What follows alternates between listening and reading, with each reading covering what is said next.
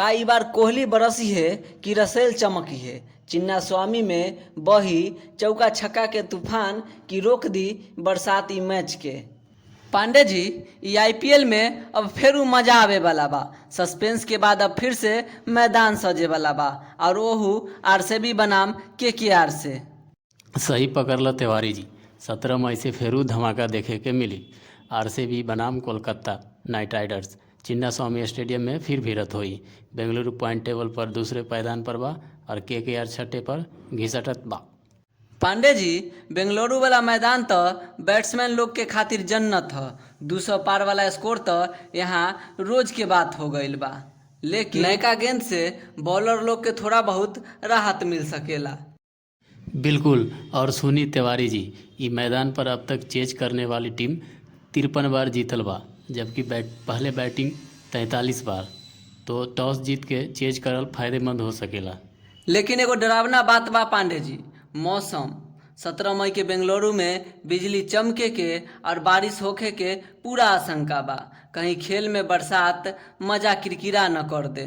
हाँ जी, ई तो खतरा बा। बादल बाबा अगर घुसा गए तो पूरा मैच रद्द हो सकेला। लेकिन इतिहास देखी, अब तक 35 मैच में केकेआर 20 बार जीतल बा, आरसीबी 15 बार और चेन्नई स्वामी में तो केकेआर के अलग ही जलवा बा। 2016 से आरसीबी उनका पर जीत नहीं दर्ज कर पावल बा। माने आंकड़ा साफ बोलत बा कोलकाता भारी बा, लेकिन बेंगलुरु भी फॉर्म में बा।